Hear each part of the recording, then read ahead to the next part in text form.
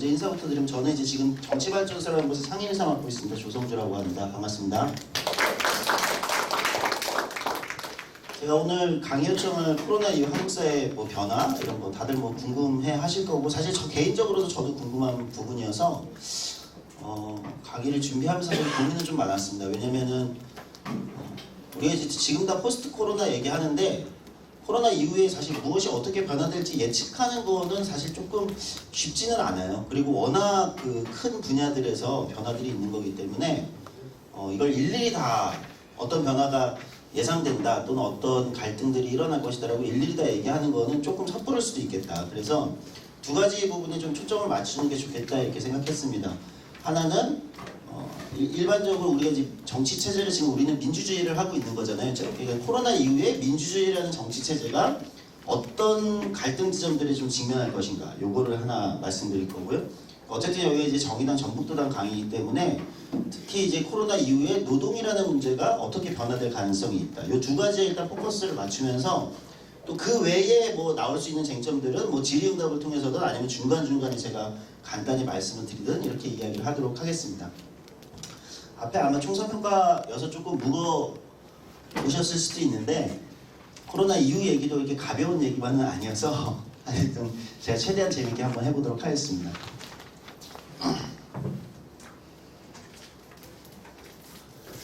일단 제가 말씀드린 거는 코로나 이후에 저희가 두 가지 측면의 포인트를 잡아서 변화를 조금 생각해보자 이런 겁니다.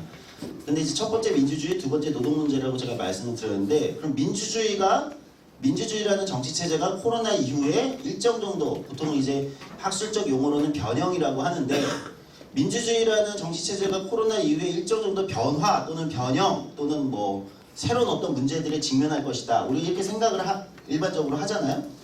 그렇게 전제를 하기 전에 먼저 전제해야 될 게 하나가 있습니다. 뭐냐면 그런데 민주주의라는 정치 체제가 뭐야?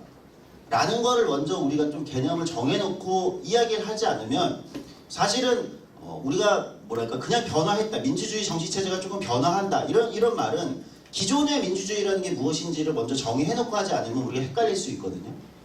근데 제가 이 말씀을 드리는 이유는 정의당이 진보정당이기도 하지만 사실은 한국엔 진보정당을 제외하고 나머지 뭐 민주당이나 뭐 미래통합당도 마찬가지인데요. 한국 사회에서는 민주주의라는 정치 체제에 대한 시민들의 강력한 오해가 있습니다. 그러니까 약간 착시 효과 같은 게 있어요. 그 착시 효과를 주는 이유는 여러 가지가 있습니다. 근데 뭐 제 개인적으로는 우리나라 시민들이 너무 열심히 투쟁해서 생기는 약간의 착시 효과인 것 같습니다. 뭐냐면 한국은 민주주의라는 것을 운동을 통해서 민주화 운동을 통해서 우리가 쟁취했다 보통 이렇게 얘기하잖아요. 그러면 사람들의 머릿속에 민주화 운동이라는 건 87년 민주화 투쟁 이런 것들 이제 먼저 떠올리실 거란 말이죠. 그럼 87년 민주화 투쟁하면 뭐가 먼저 제일 떠오르세요? 구호로 떠오르는 게 있죠. 뭐 직선제 쟁취, 그렇죠? 예? 그러니까 한국에서는 사실 민주주의 하면 두 가지 오해가 크게 있는데 민주주의는 이퀄 직선제다. 그러니까 대통령을 우리 손으로 시민들이 직접 손으로 뽑는 게 민주주의다. 사실 그거랑 민주주의는 사실 엄밀하게 하면 관계는 없는 거거든요. 대통령을 국민들이 뽑지 않아도 민주주의 하는 나라들 많잖아요. 사실 대부분의 선진 민주주의 국가들은 한 나라의 최고 지도자들을 국민들이 직접 뽑지 않습니다. 누가 뽑죠? 의원내각제, 의회 중심제를 한 나라들은 정당이 뽑는 거잖아요. 그렇죠? 그렇잖아요. 정당이 그 총리를 직접 사실 정당이 지명하는 거잖아요. 시민들은 정당을 선택할 뿐이고. 그러니까 우리 머릿속에는 내가 직접 투표를 통해서 뭔가 최고 권력을 뽑는 게 민주주의다라고 하는 약간의 착시 효과가 사실 있습니다. 이거는 이제 민주주의 개념에 대해서 우리가 좀 더 깊이 토론하면 더 복잡한 논의가 될 수 있지만 이것도 일종의 착시다라는 걸 머릿속에 하나 넣어두시고요. 두 번째는 우리가 이제 군사독재 또는 권위주의 정권 시절을 겪었기 때문에 민주주의 하면 일단 뭐 민주주의 하면 나쁜 이미지가 먼저 떠오르시나요? 여러분들은? 아니죠. 민주주의 하면 뭔가 지켜야 될 거. 민주주의를 수호하자. 되게 우리 집회 때 많이 쓰는 구호잖아요. 그렇죠? 근데 그 구호는 원래는 아주 엄밀히 얘기하면 그 구호는 잘못된 구호입니다. 민주주의는 수호해야 될 것이 아닙니다. 네, 민주주의 자체는 제가 말씀드리면 민주주의 자체는 민주주의라는 정치 체제가 훌륭하다. 라고 보통 이야기하거든요. 많은 정치학자들도. 그게 훌륭한 이유는 민주주의 자체가 어떤 가치지향적으로 훌륭해서가 아닙니다. 그게 속이 텅 비어있기 때문에 훌륭하다라고 얘기합니다. 이게 되게 역설입니다. 우리가 이제 정치를, 우리 이제 정당인들이시니까, 당원분들도 정치를 하시는 분들이니까, 우리가 정치를 이해할 때 또는 현실 정치를 직접 우리가 수행하고 작동시키고 무언가를 할 때, 특히 민주주의라는 정치체제 안에서는 여러분들이 가장 머릿속에 그 염두해 두셔야 될 단어가 몇 가지가 있습니다. 제가 많이 추천드리는 단어는 뭐냐면 모순이란 단어예요. 역설이란 단어입니다. 아이러니란 단어예요. 그러니까 이거는 뭔가 두 개가 충돌하고 논리적으로 두 개가 맞지 않는데, 민주주의가 훌륭한 정치체제인 이유는 그런 모순과 역설과 아이러니를 통해서 발전시켜 나가는 제도이기 때문인 거거든요. 원리상으로는. 자, 다시 돌아가서 조금 어려우시더라도 이 전제를 미리 말씀드리는 이유는, 민주주의는 훌륭한 이유는 그것이 하나의 껍데기에 불과하기 때문입니다. 민주주의 자체에는 우리가 좋아해야 될 어떤 가치를 담고 있지 않아요. 민주주의란 정치체제는 자기 스스로 평등, 자유 이런 가치를 담고 있는 체제가 아닙니다. 그냥 아주 조금 극단화시켜서 이해하기 쉽게 제가 도식화시키면 하나의 규칙체계입니다. 하나의 규칙체계. 근데 이 규칙체계는 어떻게 움직이는 거냐면, 이 규칙체계에 모두에게 1인 1표라는 정치적 평등의 원리를 부여한 다음에, 자, 이 규칙체계 안에, 민주주의 정치라는 규칙체계, 이런 룰로 정해져 있는 규칙체계 안에 시민들이 인풋하십시오. 여러분들이 원하는 거를 인풋하십시오. 이렇게 하는 겁니다. 그러면 이 규칙체계가 작동해서 그 아웃풋이, 과정을 통해서 아웃풋이 나오는 거예요. 결과가 나오는 겁니다. 그러니까 기본적으로 이런 체계입니다. 그건 무슨 얘기냐? 민주주의는 수호해야 될 무엇이 아니라 민주주의 안에 무슨 내용을 넣을 것이냐를 결정하는 게 시민들의 역할이지, 민주주의 자체를 수호하는 건 별 의미가 없다는 거예요. 그냥 껍데기니까. 그냥 껍데기입니다. 사실 아주 극단적으로 얘기하면. 그러면 민주주의라는 정치체제 껍데기, 규칙체계 안에 시민들이, 또 조금 더 나아가면 정당이 어떤 것을 인풋할 것이냐, 이게 더 중요한 논쟁이고, 이게 민주주의의 성격을 규정하는 핵심적인 요인이다. 그러니까 우리가 87년 민주화 투쟁을 머릿속에 잡고 있어서 한국 사람이 또 이제 촛불 집회도 하고 대통령까지 탄핵을 끌어내고 이런 굉장히 강력한 열정의 어떤 경험이 있기 때문에. 근데 사실 그렇잖아요. 여기 계신 분도 이제 어느 정도 나이가 있어 보이신다는 말은 조금 실례인가요? 어쨌든 인생의 경험들이 있으시잖아요. 인생의 경험들이 있어 보이시니까 이런 얘기 할게요. 굉장히 어떤 확 불타오르는 열정의 순간에는 잘 안 보이는 것들이 있어요. 진짜 인생의 어떤 진리들은 강력한 열정에 내가 휩싸였을 때가 아니라 그것이 조금 식었을 때, 좀 차분하게 바라볼 때 우리가 보이듯이, 한국 같은 경우는 제가 볼 때는 약간 민주주의 정치 전반적으로 열정이 굉장히 과한, 그것도 장점이 있어요.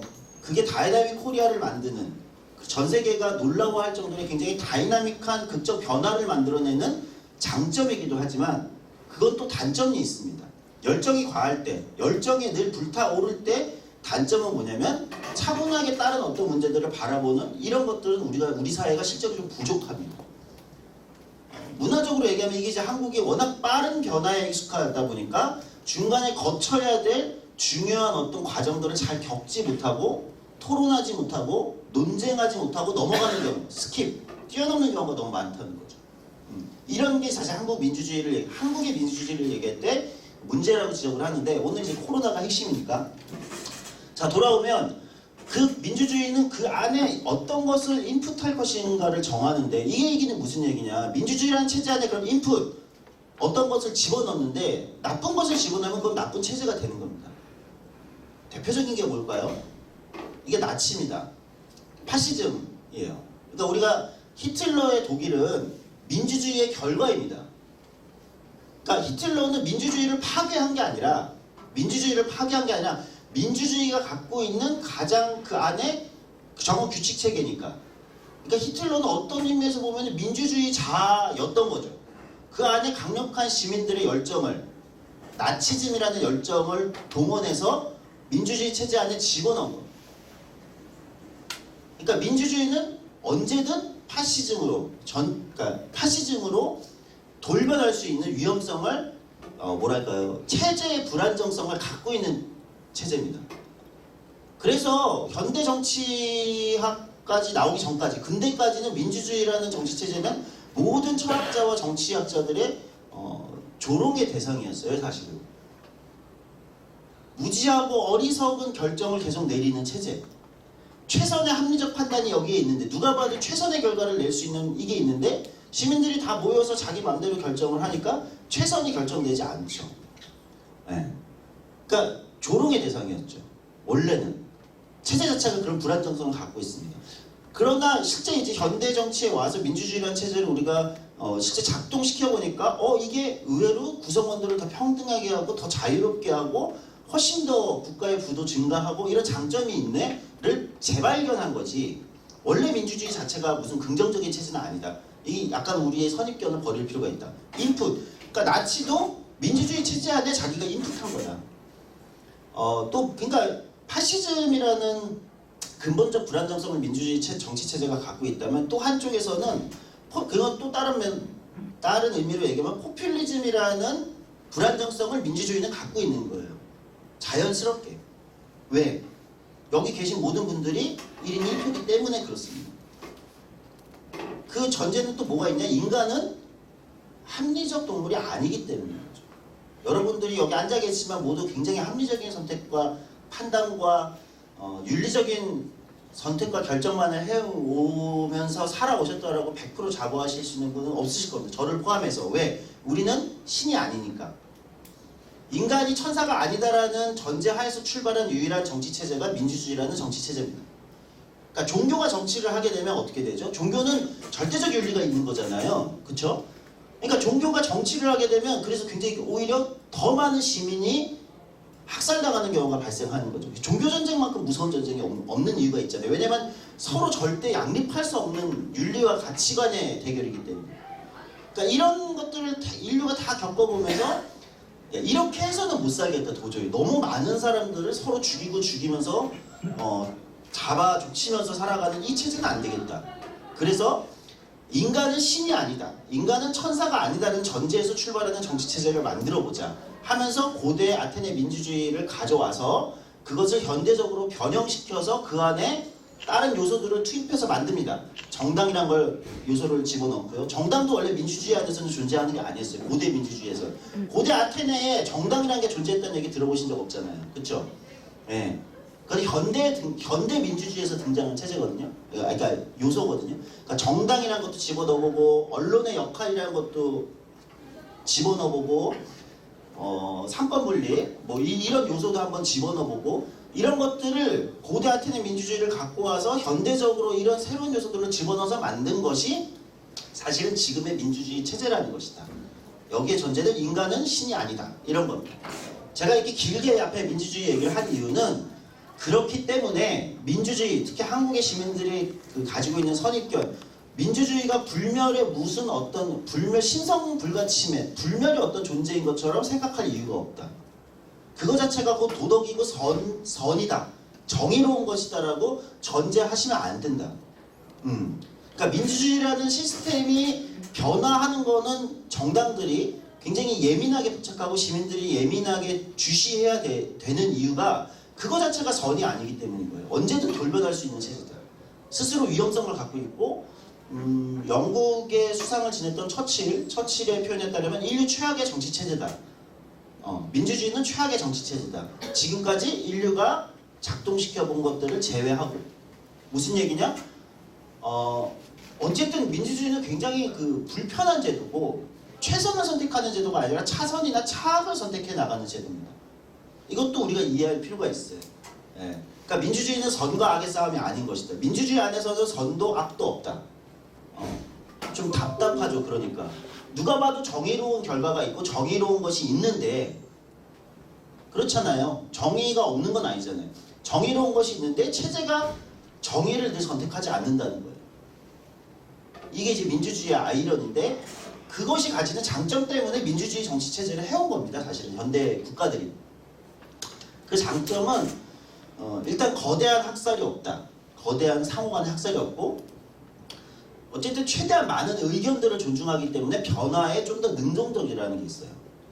그러니까 나하고 다른 생각을 없애지 않기 때문에 시대가 지나고 조건이 바뀌면 나하고 달랐던 생각이 시대에 맞을 수도 있잖아요. 그렇죠? 대표적으로 어떤 문제가 있을까요? 뭐 한국 사회에서도 LGBT 문제 같은 게 있겠죠. 퀴어 문제, 동성애 문제. 그러니까 이게 한 30년 전만 해도 사실 사회에 전혀 수용되기 어려운 수준이었는데 그때는 의견으로는 소수가 있었겠죠.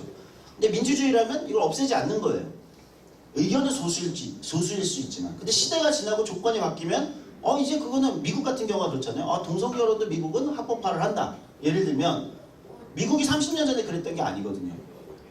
그러니까 바뀌면 이 의견을 없애지 않았기 때문에 이 의견도 사회의 그 바뀐 조건에 맞게 어떤 규칙이 되는 거예요. 그건 무슨 얘기냐? 변화에 굉장히 능동적일 수 있는 거예요. 다만 단점은 느리다는 겁니다. 느리다는 겁니다. 민주주의는 느린 정치체제입니다. 느리게 가기 때문에 가능한 거예요. 그런 변화를 수용하는 건. 빠르게 결정하면 우리 동성결혼 동성애 문제 어떻게 할 거야? 만약에 지금 한국 사회에서 비슷한 예를 들어볼게요. 지금 2020년 오늘이 5월 30일인가요? 2020년 5월 30일 한국의 외국인 노동자 어떻게 할까요? 전 국민 투표에 붙이면 어떻게 될까요? 다 추방하라는 게 압도적으로 다수가 나올 겁니다. 그렇죠? 그게 이제 소위 커뮤니티 아까 이제 앞에 이런길 단장도 얘기했지만 그게 보통 일반적인 커뮤니티의 의견이고 다수는 그렇게 나올 거예요. 그렇죠? 그러면 그게 바람직한 걸까요? 그런 결정을 지금 어쨌든 다수잖아요. 민주주의는 다수결로 하는 거라면서요. 우리가 대통령도 다수결로 탄핵을 시킨 거 아닙니까? 그러면 그걸 지금 결정하면은 사회가 좋아지는 걸까요? 그렇지는 않을 거잖아요. 그렇죠? 그러니까 민주주의 안에서는 그 결정을 어떻게 합니까? 국민투표에 붙이지 않고 미룹니다. 그러니까 미루는 방식을 택하는 거예요. 지금 결정할 문제가 아니다. 이게 장점인 겁니다. 근데 시간이 지나면 외국인 노동자 문제에 대해서 시간이 지나면서 이 시간이 그냥 흐르는 게 아니라 사실 그 과정에 시민들이 토론하고 논쟁하고 사실 여기서 더 중요한 건 정당들이 시민들을 설득하고 토론하고 논쟁하면서 정당들이 시민들을 설득하고 이걸 의견을 조직한다고 표현하는 겁니다. 정당은 의견의 조직자 이렇게 원래 규정을 하거든요. 그러니까 예를 들면 정의당 같은 정당이 외국인 노동자의 인권 문제라든지 아니면 뭐 성소수자 문제라든지 아니면 노동자의 문제라든지 좀 더 이런 것들 더 많은 의견들을 조직하게 되면 사회의 의견의 조직 구조가 바뀌겠죠. 그러면 그때 가서 우리 사회의 최선의 선택은 그때 가서 하는 겁니다. 그러니까 민주주의는 결정을 잘 미루는 게 장점인 체제입니다. 이것도 한국 사람들한테는 한국 시민들한테는 사실 익숙치는 않아요. 우리는 이런 얘기를 우리 스스로도 하잖아요. 청와대가 빨리 결정해야지. 결단을 해야지. 우리는 대부분의 집회의 방식이나 이런 게 지금 당장 결정할 것을 촉구하는 방식으로 한단 말이죠. 이게 이제 권위주의 정권 시절을 겪었던 나라들이 그런 경향성이 커요. 그러니까 군사독재 정권 같은 걸 겪었던 나라들이 브라질도 비슷하거든요. 그러니까 빠르게 결정하고 빠르게 결단할 것을 자꾸 촉구하는데 사실 민주주의는 그거하고는 잘 맞지 않는 체제다. 이런 겁니다. 자 이제 코로나로 가볼게요. 원래 이런 장단점이 있는 정치 시스템이 민주주의라는 시스템이었는데 문제는 우리가 이제 코로나라는 걸 맞이하게 된 거죠. 그럼 어떤 문제들이 이제 새로 등장하느냐? 자 이제부터 이거는 이제 기본적인 이론 베이스는 영국의 정치학자인 데이비드 런시먼이라는 아주 세계적인 정치학자가 있습니다. 그 사람이 하는 얘기, 그 다음에 캠브리지 대학의 데이비드 런시먼, 그리고 이제 미국 하버드의 스티브 지블렉 이런 사람들의 얘기가 스티브 레비츠키 이런 사람들의 얘기를 기본적으로 제가 말씀드리는 겁니다. 근데 전 세계적으로도요 지금은 민주주의 위기라고 얘기합니다. 그리고 코로나 이후에도 민주주의는 굉장히 큰 위기 또는 변화를 맞이할 거다 이렇게 많은 사람들이 얘기하고 있어요. 그런데 여기서 제가 계속 말씀드리면 한국의 시민들 우리들이 갖고 있는 위기라는 개념하고 다릅니다. 여러분들은 민주주의가 위기에 처했습니다. 누가 이렇게 얘기하면 어떤 이미지를 먼저 떠오르시나요? 굉장히 그 권위적인 어떤 권력자, 지금 뭐 감옥에 계신 어떤 분일 수도 있고요. 뭐 이런 사람들이 막 언론을 탄압하고 자유를 빼앗고 또는 조금 연세가 있으신 분들은 뭐부터 떠오르시나요? 군복 입은 어떤 사람들이 나와서 쿠데타를 할 것 같은. 이게 이제 우리 머릿속에 떠올리는 민주주의 위기의 전형적인 어떤 모습입니다. 근데 지금 전 세계적으로 얘기되는 민주주의 위기는 군복 입은 장군들이 나오는 쿠데타가 아닙니다. 그리고 굉장히 독재자들이 나와가지고 이걸 하는 그런 쿠데타가 아닙니다. 한쪽에서는 이렇게 얘기합니다. 선출된 지도자가 민주주의를 통해서 사실상 권위주의를 하는 것이 민주주의의 위기다. 이렇게 얘기하기도 하고요. 또 하나는 중년의 위기다. 그러니까 민주주의가 중년을 맞이했다는 거예요. 저도 이제 중년에 들었는데요.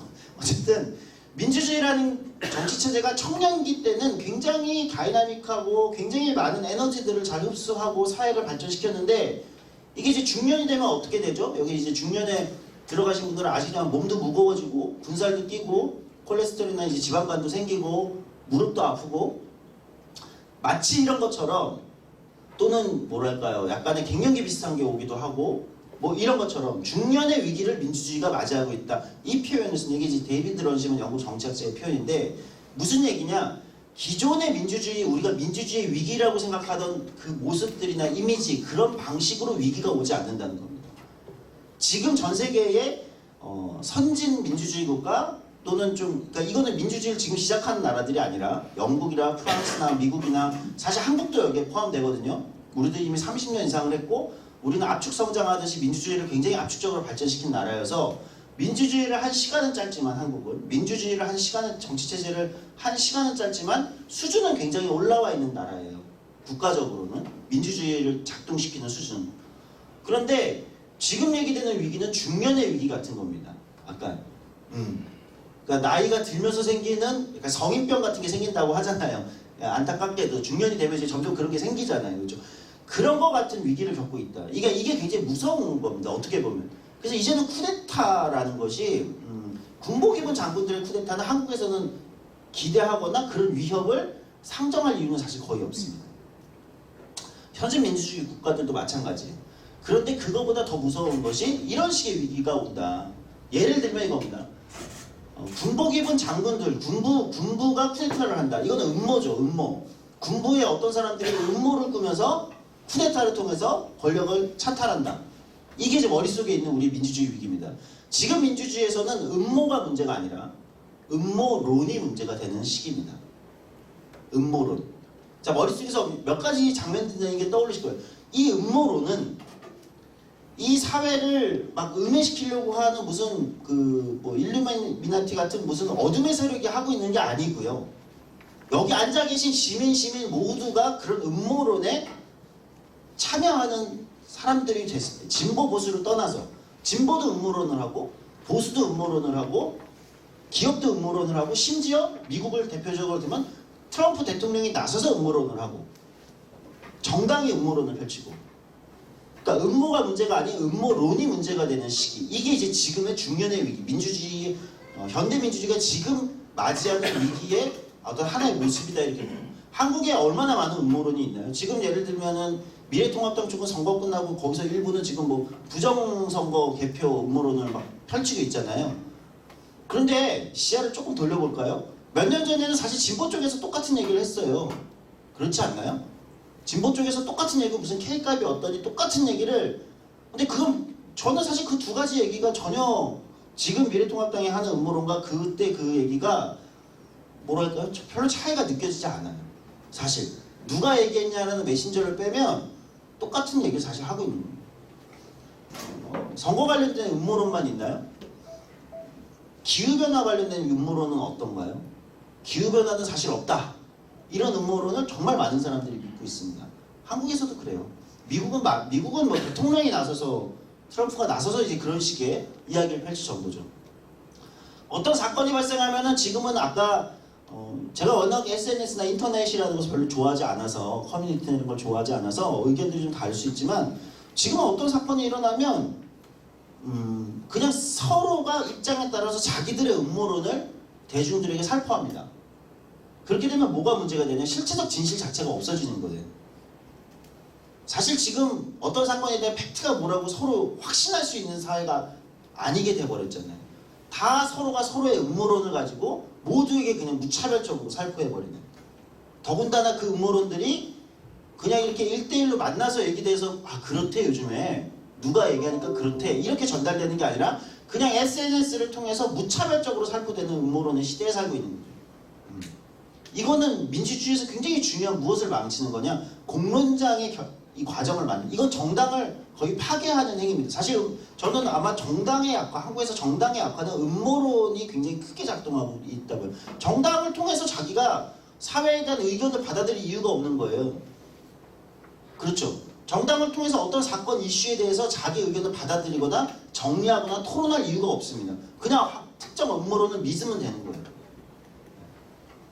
이 굉장히 문제가 있는 거죠. 그러니까 지금은 실체적 진실이 사라지는 이런 경향성이 굉장히 강해지는데 여기에 누가 책임이 있냐 이거에 대해서는 뭐 지금 그 다음 PT에서 말씀을 드릴 텐데 제가 아까 처음 도입부에 말씀드렸듯이 사실 민주주의는 저런 식의 극단적 의견들이 무차별적으로 살포될 가능성이 큰 체제이긴 합니다. 사실 히틀러가 했던 것도 일종의 음모론이잖아요. 유태인들이 뭐 독일 민족을 어떻게 하고 있다 이런 거잖아요. 근데 그거를 독일 전 국민이 믿게 되는 겁니다. 아주 강력하게 설득하고 의견을 동원해서 믿게 만드는 거예요. 그렇죠? 그런 것처럼 민주주의가 파시즘적인 불안정성을 갖고 있다는 말은 곧 민주주의는 음모론에 사실 취약한 체제인 건 맞아요. 왜 그럴까요? 민주주의 자체의 원리가 그렇습니다.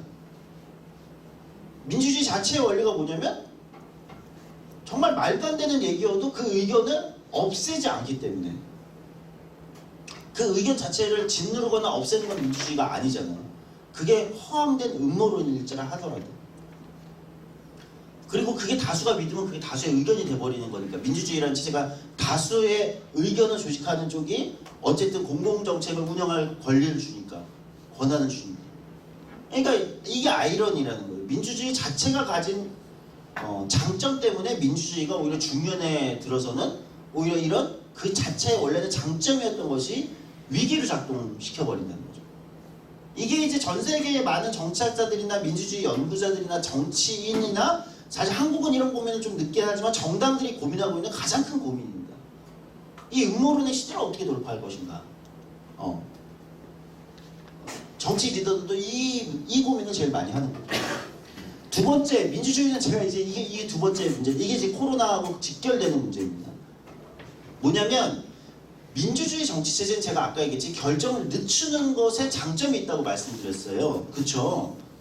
그런데 세상에는 결정을 늦추기 힘든 문제들이 있습니다. 실존적 위기에 관련된 문제라고 얘기해요. 어떤 거죠? 핵전쟁이 일어날 것이냐 말 것이냐, 환경재난, 기후변화. 이게 기후변화 문제 지금 뭐 그런 얘기가 실제 있어요. 과학자들 일부에서는 기후변화 이미 끝났다.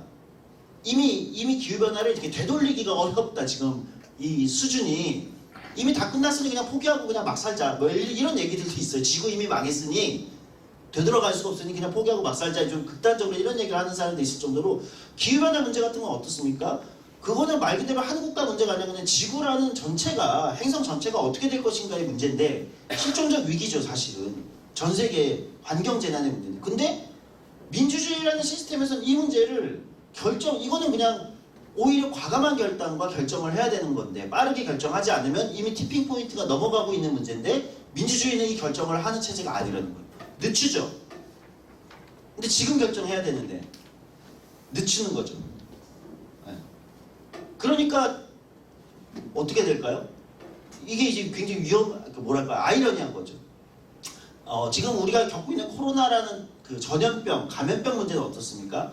이게 이제 어마어마한 딜레마를 우리한테 주는데 토론하고 좀 더 수비하고 토론하고 결정하고 좀 늦춥시다. 예를 들면 뭐 우리가 이제 과감하게 했던 뭐 동선 다 공개하고 예를 들면 뭐 학교 이제 등교 다 못하게 하고 뭐 개인정보도 다 공개하고 사실 한국의 코로나 방역은 K방역이라는 거는 굉장히 강력한 그런 집행을 굉장히 신속하게 결정해서 성과를 본 거거든요. 근데 원래 민주주의는 그렇게 신속하게 개인정보 원래 그 과정에 어마어마한 갑론을박이 있어서 결정되는 체제잖아요. 개인정보를 공개해도 돼? 동선은 이렇게 다 까도 되는 거야? 이거는 개인의 시민 기본권의 침해 아닌가? 사실 이런 논쟁들을 다 거치거나 아니 학교의 수업권은 어떻게 되는 거야? 교육권은 어떻게 되는 거야? 예를 들면 이런 논쟁을 거치거나 토론되거나 이 과정들을 거쳐서 결정되는 건데 사실 감염병이나 전염병은 그런 시간이 없잖아요. 그렇죠? 그렇게 하기에는 너무 빨리 전염되는 거고 팬데믹 같은 거는 사실 그렇게 하기에 어려운 문제라는 거예요. 그러니까 팬데믹 같은데 민주주의가 잘 뭐랄까요? 효율적 대응이 잘 안 되는 거 아니냐라는 의구심들이 실제 지금 강력하게 전 세계에서 나타나고 있는 거예요. 전 세계에서 지금 방역을 제일 잘한 나라들이 어딜까요? 제가 보통 어디 꼽는지 아세요? 중국. 그쵸? 우한에서 발생했지만 뭐 중국의 권위주의는 어마어마하죠. 그냥 뭐 우리 지금 K방역 수준이 아니라 뭐 완전 봉쇄 실제하고 모든 사람 지금 집에서 못 나오게 한다든지 이런 게 가능하죠. 왜? 그건 중국이 권위주의 정권이기 때문에 그렇습니다. 그렇죠. 공산당의 일당으로 있는 권위주의 체제이기 때문에 그냥 거기는 자유, 인권 이런 얘기를 언급할 필요가 없잖아요. 그렇죠. 당에서 그냥 결정하면 되는 거니까. 중국 또 어디가 잘했다고 하나요? 베트남, 대만. 원래 싱가포르인데 싱가포르는 이제 원래 초기에 잘하다가 중간에 삐끗해서 지금은 저기 됐고, 그리고 그 중에 이제 한국을 끼워 넣었습니다. 그렇죠. 한국도 방역 성과가 굉장히 좋으니까. 근데 한국을 빼놓고 나머지 방역을 잘했다라고 얘기되는 나라들의 지금 북유럽에서는 지금 뭐 스웨덴의 집단 면역 뭐 이거의 논란을 아실 거예요. 그렇죠. 들어보신 분들은. 근데 그 옆에 나라 핀란드가 방역에 북유럽 국가들 중에서 제일 성공하고 있는 나라입니다. 근데 되게 묘한 게 있어요. 핀란드가 방역에 성공하는 요인 중 하나 오늘 기사에도 떴던데 예전에 저도 이제 코로나 초기에 그런 얘기를 들었는데 핀란드가 전쟁 경험이 있어요. 소련하고 2번의 전쟁 경험이 있습니다. 약간 전시체제를 운영할 수 있는 국가예요. 전쟁 경험, 국토가 침략돼서 소련이라는 당시 소련이죠. 구소련이죠. 거대한 국가에 이 작은 500만 정도 규모의 국가가 침공을 당하고 전쟁을 이게 독소전쟁이 아니지. 겨울전쟁이라고 하는 전쟁 경험이 있고 실제 벙커와 전시체제가 가능하고 식량이나 물자 이런 것들을 축적하는 나라입니다. 그러니까 굉장히 자유주의적이고 민주주의가 잘 돼 있는 국가긴 하지만 또 한쪽에서는 핀란드가 그런 체제 시스템이 있기 때문에 예를 들면 오히려 다른 북유럽 국가들보다 잘 대응했다 이렇게 표현하게 돼요. 중국, 대만, 그 다음에 제가 아까 얘기했듯이 중국, 대만 어떻게 얘기했죠? 베트남 이런 데는 특징이 뭘까요? 권위주의 정권이 강한 그리고 그런 경험이 강력하게 작동하는 체제가 있었던 대만도 그렇잖아요. 권위주의 정권을 겪었잖아요. 그렇죠? 강력하게 오랫동안 일당 그 권위주의 정권을 겪었죠. 베트남이나 중국은 말할 것도 없고요. 그러니까 이제 일각에서는 그러니까 이 맥락이랑 비슷해요. 이런 실존적 위기, 아까 얘기했던 전염병, 감염병 같은 실존적 위기에는 민주주의보다는 권위주의가 더 신속하고 과감하게 결단해서 나머지 갑론을박할 나머지를 빠르게 제한해버리고 작동시키기 때문에 더 유용한 게 아니냐. 그러니까 더 잘 대응하는 게 아니냐. 그럼 여기서 많은 사람들이 질문을 던집니다. 한국은 뭐냐? 한국은 민주주의 국가인데, 그렇죠? 한국은 뭐냐? 실제 서구 언론들은 중국의 방역 성과, 근데 권위주의 정권인 중국의 방역 성과가 자꾸 중국이 체제 선전 홍보를 하니까 이것에 대한 체제 경쟁에 대한 불만 때문에 한국을 띄워줬다는 얘기들이 실제 있어요. 왜? 한국은 민주주의 국가, 권위주의가 아니라 민주주의로도 잘 대응할 수 있어 라고 한국을 중국에 대비해서 서방 언론들이, 외신들이 한국의 방역 성과를 많이 주목해줬다는 얘기들이 있습니다. 물론 그것도 일정 정도의 오리엔탈리즘이 들어가 있다고 저는 생각해요. 근데 한국이 정말 그러니까 서구 외신에서 보는 것처럼 한국이 정말 민주주의 국가죠. 민주주의로 잘 대응한 거냐 아니면 한국의 시스템은 아주 강력한 행정관료 시스템과 나머지 갑론을박하는 이런 거 없이 강력하게 그냥 빠르게 신속하게 결정해서 밀어붙였기 때문에 그러니까 권위주의 정권 스타일로 밀어붙이거나 아니면 그렇게 밀어붙이지 않았다 손 치더라도 이건 평가의 문제니까 그렇지 않다 치더라도 권위주의 정권 아까 핀란드처럼 그런 식의 약간 국가 동원 시민들이 이렇게 열심히 참여하고 룰을 지키고 규율을 지키고 지침을 지키고 사실 이거는 자유주의 전통이 있는 나라들에서는 익숙치 않은 얘기입니다. 대표적으로 어디죠? 미국이죠. 미국에 왜 최근에 마스크 쓰라고 그러면 막 마스크 안 쓰고 나와가지고 막 총까지 들고 나와서 반발을 하잖아요. 그런 거 보면 어떤 생각이 드셨습니까? 그러니까 예를 들면 한쪽에서는 야 역시 트럼프 지지자들은 진짜 이상한 사람들이야. 총까지 들고 나고 마스크를 쓰라는데 이게 주변에 막 옮기는 건데 이 비말이나 이런 거 옮기는 건데 그걸 거부한다고? 진짜 이상한 사람들이 아니야 이렇게 생각하시죠. 하는 사람들이 꽤 있어요. 근데 사실 그들의 논리는 그게 아닙니다. 그들의 핵심의 논리는 뭐냐면 국가가 어떻게 시민의 신체의 자유를 구속할 수 있는가. 라는 질문을 하고 있는 겁니다. 왜? 현대 민주주의, 자유주의, 현대 자유민주주의 국가의 자유민주주의 출발은 국가가 시민의 신체를 함부로 법률에 의거하지 않고서는 함부로 구속할 수 없다. 나의 신체의 자유와 나의 자유를 구속할 수 없다는 것에서 출발한 거 아닙니까? 그러니까 사실 미국의 시민들한테는 국가가 마스크를 쓰라고 강제하는 것은 그것이 권위주의를 느끼는 거예요. 이거는 국가의 폭력, 이거 권위주의다 이렇게 보는 거예요. 공권력이 시민적 자유, 미국인들이 그렇게 사랑한다는 미국 헌법에 있는 시민적 자유와 내 개인의 권리를, 나의 개인의 권리를 국가가 지금 침해하고 있다. 트럼프가 실제 그렇게 얘기하고 있습니다. 트럼프가 실제 시민들한테 그렇게 얘기하고 있어요. 국가가 당신 개인들의 권리와 자유를 침해하는 것을 용납하지 마십시오. 라고 얘기하고 있습니다. 자, 어느 쪽이 옳은 얘기일까요? 그러니까 우리가 여기서 감염병이라는 것을 최대한 컨트롤한다는 방역이라는 측면에서 주목해서 보는 것이 한 시각이 있다면, 전통적으로 우리가 갖고 있는 민주주의와 자유주의와 개인의 인권과 시민권에 대한 관점에서 보면 트럼프와 트럼프 지지자들이 하는 얘기가 사실은 전통적으로 민주주의와 자유주의, 개인의 시민권이라는 측면에 더 그 논리에서 출발하는 얘기일 수도 있다는 겁니다. 제가 그 얘기를 옹호하는 게 아닙니다. 그럴 수도 있다는 겁니다. 원래 전통적으로 민주주의의 원리에 따르면. 그럼 한국으로 다시 돌아오면, 이제 우리는 어쨌든 코로나 이유를 고민해야 되는데, 한국으로 다시 돌아오면, 그렇다면 지금 K방역의 성과라는 거, 코로나의 성과라는 게 우리 사회에 뭐가 작동한 결과일까를 사실 지금 우리는 토론하고 논쟁해 볼 필요가 있어요.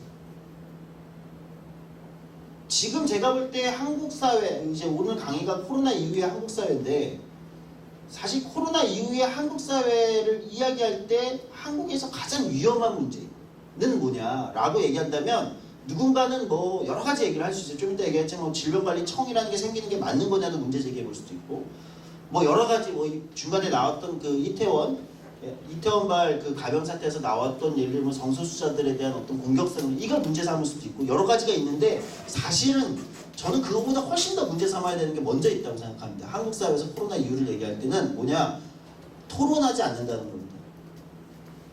논쟁하지 않는다는 겁니다. 그러니까 어떤 결정과 국가가 어떤 결정을 하고 어떤 정책이 집행되고 할 때 한국 사회에서는 이것에 관련된 토론과 논쟁과 예를 들면 이것이 잘 일어나지 않아요. 그렇죠? 거의 없이 너무나 신속하게 지금 진행이 되는 거예요. 아까 얘기했듯이 토론하고 논쟁하지 않는 게 위험하다는 겁니다. 뭐 결론에서도 제가 말씀드리겠지만 토론하고 논쟁하지 않는 것, 즉 결과는 똑같을 수 있거든요. 결론적으로 방역을 그렇게 결정해서 그렇게 할 수도 있어요. 그거는 감염병이라는 특별한 상황이나 코로나라는 특별한 상황 때문에 때로는 그런 결정을 할 수도 있거든요. 근데 결과는 같더라도 과정이 다를 수 있거든요. 근데 우리는 이제 그게 없다는 게 한국사의 가장 위험한 지점입니다, 사실은. 이렇게 보입니다. 자, 그렇게 보면 민주주의는, 그래서 이제 마스크와 미국인 제가 말씀드렸죠. 그러니까 K방역을 민주주의 승리를 볼 거냐, 국가동원의 경험이 강력하게 있는 한국의 권위주의 경험이 남아있는 어떤 시스템, 또는 행정관료 시스템이 워낙 강한, 그러니까 전 세계에서 아마 이번에 뒤에 이것도 역설인데 뒤에 말씀드리겠지만, 전 세계에서 한국의 행정관료 시스템만큼 유능하고 강력한 행정관료 시스템을 갖고 있는 나라는 사실상 없다고 보셔도 무방합니다. 일본 정도가 비슷한 수준이 쫓아올 수 있을지 모르겠지만 사실 한국의 행정관료 시스템이 훨씬 더 강력하고 유능하다라고 사실 평가되고 있어요, 지금. 그러니까 이 정도를 그러니까 그것의 효과냐, 이것들은 진짜로 우리가 한번 토론해볼 여지가 있다. 지금 민주주의 전 세계가 겪고 있는 코로나, 그러니까 이건 이제 한국만 겪는 건 아닙니다. 지금 전 세계가 다 코로나를 겪으면서 민주주의가 이 감염병, 코로나라는 감염병 같은 팬데믹에 민주주의 정치가 잘 대응을 못하는 것 같아. 그러니 비상사태, 비상적인 상황에서는 비상적인 결정을 할 수 있는 시스템을 만들자, 이런 논의가 되기도 하고 각 나라마다. 근데 그것이 전통적으로 자유와 민주주의와 평등, 인권의 가치를, 시민 기본권의 가치를 중심으로 발전시켰던 민주주의 정치 체제하고 충돌하는 문제. 이게 대부분의 나라들에서 그러니까 코로나 이후에 민주주의 정치 체제를 둘러싼 논쟁 지점들입니다. 그래서 데이비드 런시먼인데요, 제가 말씀드렸던 How Democracy Ends에, 그러니까 이런 거죠. 환경 문제는 실용주의적 독재와 비교하면 민주주의적 복잡하고 우리가 잘 못한다. 대표적으로 런시먼은 어디하고 어디를 비교하냐면, 저 영국의 정치학자는 중국과 인도를 비교합니다. 그러니까 인도는 민주주의를 하고 있잖아요, 그렇죠? 근데 중국은 민주주의를 하지 않잖아요. 근데 중국이 환경 문제가 굉장히 급속도로 개선되고 있어요, 사실은. 전 세계적으로 놀라울 정도로. 근데 그게 가능한 이유는 우리가 이제 우스갯소리처럼 얘기했는데, 중국에서 그냥 공장 치워 하면 다 치운다고. 그게 가능한 거의 전 세계 유일한 나라죠. 인도는 불가능하겠죠. 민주주의를 하는 나라는 그것이 불가능합니다. 그렇지 않나요? 권고하고 설득하고 그거와 관련된 법률에 의해서 법률을 만들어야 되는데, 그 법률을 만드는 과정에 여와 야와 시민 집단들이 논쟁하고 토론하고 다시 회기를 넘어가고, 그래서 20대 국회에서 폐기되고. 사실 민주주의는 이런 과정에서 결정되니까 안 되죠. 근데 중국은 당에서 오늘 결정하면 내일부터 그렇게 할 수 있는 나라죠. 그래서 런시먼 같은 사람은 인도와 중국을 비교하면서 실제, 그러니까 뭐 훨씬 복잡한, 누가 지구환경을 더 많이 그동안 파괴해왔냐, 규모나 여러 가지 측면에서 이런 논쟁을 차치하고서라도 진짜 환경 문제를 딱 개선한다고 딱 결정했을 때 누가 더 빠르고 효율적인 결과를 낼 수 있는가? 중국이 지금 훨씬 더 가능성을 내고 있다는 거죠. 그러니까 이런 문제들에 대한 고민. 그러면 실용주의적 권위주의 또는 실용주의적 독재, 이런 것들이 현대의 실존적 위기, 제가 아까 말씀드린 기후변화, 기후재난, 환경재난, 코로나 이후에 또 닥쳐올 팬데믹, 이런 전 세계 동시다발적인 거대한 실존적 위기에 이제는 민주주의보다는 우리가 그러면 중국과 같은 권위주의를 선택해야 된다는 말이냐? 이것은 아닙니다. 다만 지금까지 있었던 민주주의 정치체제의 장점들만 가지고 대응하기는 어려울 수 있다. 그러니까 새로운 요소들을 발견하고 토론하고 논쟁에서 새로운 요소들을 뭐랄까요, 옵션들을 이제 좀 달아야 되는 상황이 아닌가? 그러니까 민주주의라는 데 새로운 옵션들을 달아야 되는 상황이 아닌가? 이 역할을 누가 할 것인가?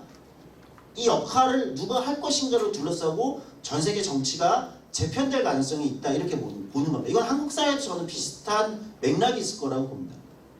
아마 뭐 결론쯤에 얘기하지만 여기서 진보정당의 역할이 있을 것 같아요. 제 생각에는 정의당이라는 정당의 코로나 이후에 사실 뭐 이런 강의를 하시는 이유는 정당으로서 정의당이 코로나 이후에 어떤 과제들을 가지고 우리가 고민해야 될까, 이것 때문에 하시는 거잖아요. 저는 아마 이런 지점들이 있을 것 같아요. 정의당이 한국 사회에 지금 있어야 되는 이유라면, 자기 역할의 존재 의의를 증명한다고 하면. 두 번째는 아까 이제 그러니까 포퓰리즘이 더 세질 거다, 이렇게 전망하고 있어요. 전 세계적으로 코로나 이후에 포퓰리즘이 더 세질 거다, 이렇게 전망하는 사람들이 있는데, 이게 문제가 되는 이유는 정당을 약화시키기 때문입니다. 정당을 약화시키는 게 문제가 또 더 되는 이유는, 포퓰리즘은 아까 이제 포퓰리즘 이퀄 언제든 파시즘이 되는 거거든요. 포퓰리즘이 조금 더 선을 넘어가면 순식간에 파시즘이 되는 거예요. 순식간에 나치가 되는 겁니다. 나치도 시작은 포퓰리즘으로 시작한 거니까. 근데 그 선이 어디냐는 민주주의라는 시스템 자체가 막아주지 않는다는 거예요. 이게 이제 스티븐 레비츠키나 이제 미국의 정치학자들이 굉장히 저 책은 굉장히 재밌는데 한번 제가 좀 강추드리는 책입니다. 책 둘 다. 근데 굉장히 흥미롭게 미국 정치를 중심으로 해서 그러니까 민주주의가 어떻게 유지되어 왔는가, 그리고 뭐 때문에 미국 민주주의가 무너지고 있는가를 굉장히 미국 정치 역사를 중심으로 설명을 하는데, 이게 굉장히 흥미롭습니다. 민주주의가 잘 유지된 이유는, 이 하버드의 두 정치학자의 표현에 따르면, 민주주의라는 시스템 자체가 훌륭해서가 아니라 그 안에 있는 정당의 지도자들이 책임감이 있었기 때문에 가능했다, 이렇게 얘기합니다. 미국 민주주의가 무너지지 않았던 이유는, 지금까지 위기가 많았는데 미국 정치에서도 미국 정치 리더들이 책임감 있고 신중했기 때문이다. 그러니까 선을 넘는 유혹에 빠지지 선을 넘는 유혹에 다가올 때 선을 넘지 않았기 때문이다. 이렇게 얘기합니다. 대표적으로 볼게요. 미국은 대통령을 재선할 수 있어요, 그렇죠? 아니 재선, 그렇죠? 연임할 수 있잖아요. 재선을 할 수 있죠, 미국은. 그러니까 지금 이제 올해 미국 대선이 있잖아요. 그러니까 4년 할 수 있잖아요. 그 2번만 할 수 있죠. 뭐 너무 잘 아시죠? 미국의 헌법에 대통령은 딱 2번만 할 수 있다가 써 있었을까요? 그렇지 않습니다. 미국이 만들어진 지가 200년이 훨씬 넘었는데 대통령제를 하고 연방정부를 완전 했는데 그럼 미국의 그 사이에 그러니까 재선 이상 한 대통령이 없어요. 그럼 헌법에 미국은 대통령을 2번만 할 수 있다라고 써 있었냐는 거예요. 그렇지 않습니다. 그냥 초대 대통령이 조지 워싱턴이 2번 했어요. 그때는 규정이 없어요. 3번 할 수도 있어요. 4번도 할 수 있습니다. 근데 워싱턴이 2번만 한 겁니다. 그리고 나서 상대 정당이 잡던 누가 잡던 2번 이상은 안 돼. 3번째 하고 싶은 사람이 나오죠. 당연히 대통령 4년 8년 했는데 나 인기도 좋은데 내가 인기도 좋은데 3번 하고 싶은데 그러면 그건 헌법으로 막은 게 아닙니다. 법률로 막은 게 아니고 헌법으로 막은 게 아니고 정당에서 3번은 안 돼. 네가 아무리 인기가 있어도 3번은 안 돼. 네가 3번 하게 되면 이제 다음번에 저쪽도 3번 하겠다고 나올 거고 그러면 이 시스템은 무너져. 그러니 서로 정당들에서 막은 겁니다. 1930년 그러니까 루즈벨트가 처음 3번 하기 전까지 그러니까 2차 대전 그때 3번을 하고 이거 안 되겠는데 하면서 헌법을 바꾼 겁니다. 그때 처음으로 2번만 할 수 있다는 게 헌법에 명문이 된 거예요. 그 전까지 그냥 룰로 했던 거예요. 룰. 이게 불문율로 했던 겁니다. 불문율.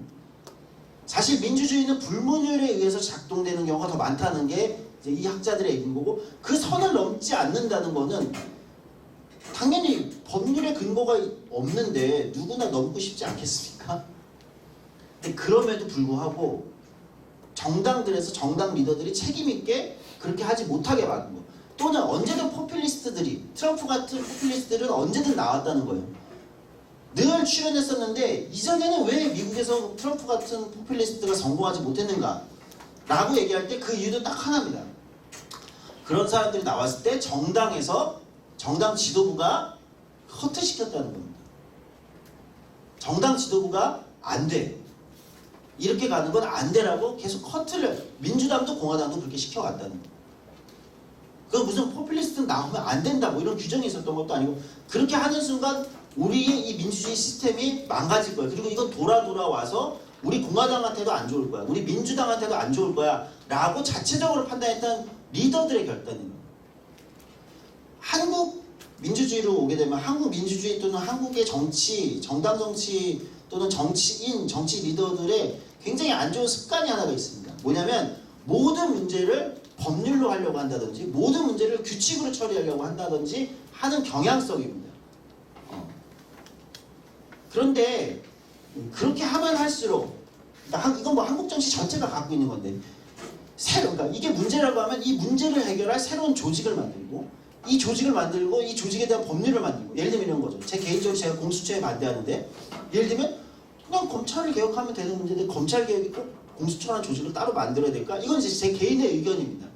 왜 한국은 문제가 생기면은 그 문제를 해결하는 조직을 또 새롭게 만들고 규칙을 만들고 이렇게 할까? 근데 정작 그 문제가 해결이 되나? 그렇게 해서 본질적으로 해결이 되나? 이게 질문할 수 있어요. 그러니까 이건 의견이 다를 수 있는 건데 저 같은 사람은 질문하기도 하는 거죠.